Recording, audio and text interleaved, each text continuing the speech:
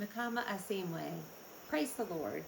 I am Laura Corley. I'm the Executive Director of the Kellermann Foundation, and our work is in southwest Uganda in the Bwindi Impenetrable Forest. You can see the forest behind me and probably can hopefully see some of the wildlife and hear the river flowing behind me. But our work here began, about 30 years ago when the Batwa pygmies were evicted from the forest where they had lived for millennia, and Dr. Scott Kellermann came over and started working here. From his work, has developed a award-winning hospital called Bwindi Community Hospital, and the Batwa Development Program, who cares for agriculture, homes, income production, spiritual care, education, and much more. And we also have Uganda Nursing School Bwindi coming from this work, which trains nurses and midwives, and soon to be, probably around October, will become a full university. So it's been very exciting to work here, and we feel privileged. But I just wanted to share a little bit with you about intercessory prayer and how it has impacted our work here. From the very beginning, the hospital, addressing the healthcare needs, has used intercessory prayer from its very core. The first piece of land that was purchased in order to start building a clinic was born out of intercessory prayer. There were not the funds to buy it, and there was not the land to buy it. And suddenly all those things came together very quickly through prayer. Every day at the hospital, the staff and some patients who are able to come together, start their day with drumming and dancing. We were there just this morning and have been during our visit here in worship in the morning and prayer, and it's a joyful experience.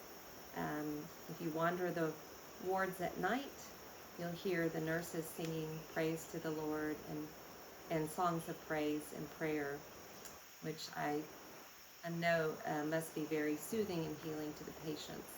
But I do want to share one story in particular that happened in 2019 and is also still happening in 2025. 2019, I was sitting on this very porch with a team, a mission team, and we were just sharing stories about our day. Some of the team had been at the hospital, some had been with the Batwa Development Program, some had been in the settlements. And on that particular day, I had wandered into the pediatric ward at the hospital. And I sat down with some of the patients in the pediatric ward, and I told them a godly play story about Jesus. The story tells of Jesus when he was born, when he was a young boy, teaching in the temple, when he healed the blind man, and at the end it talks about his crucifixion and of course the resurrection. And the story uses cards that have images on them, and there's, out of all of the cards, there's only one card that is double-sided. On one side it has the crucifixion, and on the other side it has the resurrection, because these two things can't be pulled apart. So at the end of the story, I asked the children which part of the story was their favorite. And a very young boy pointed to the resurrection card.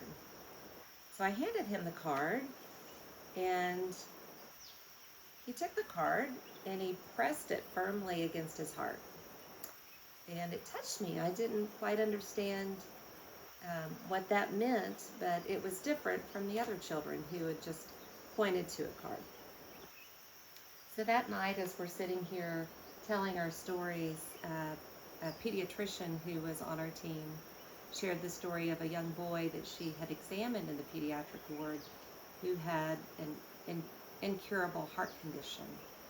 And with tears in her eyes, she feared that there was nothing that the hospital could do to save his life. His condition was not going to improve without heading over to the United States for surgery. And when we started to narrow down the patients that were currently in the ward, we realized that the patient I had seen press the card to his heart was the same patient that she had examined that day. we all felt a sense of devastation and sadness that this was this reality for this young boy. But of course, we offered our intercessory prayers for this young boy and prayed heartily for him that night.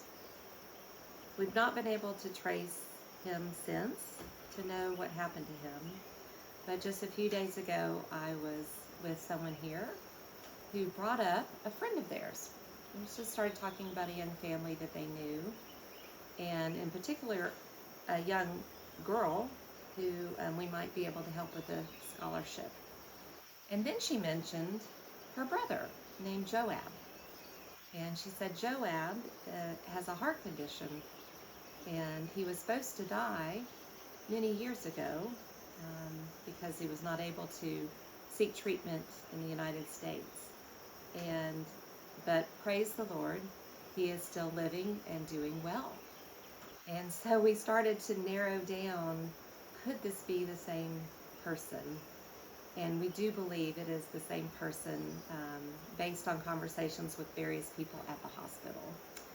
So this is just an example of how the Lord brings people to this place to be in relationship with the patients and the staff and the community here in prayer and in work.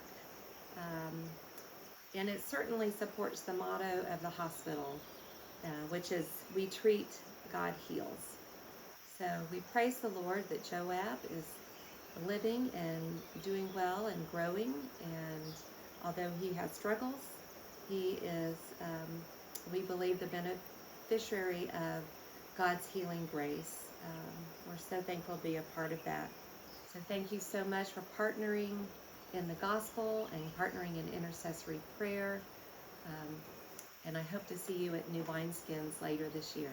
Mukama Asimwe. Praise the Lord.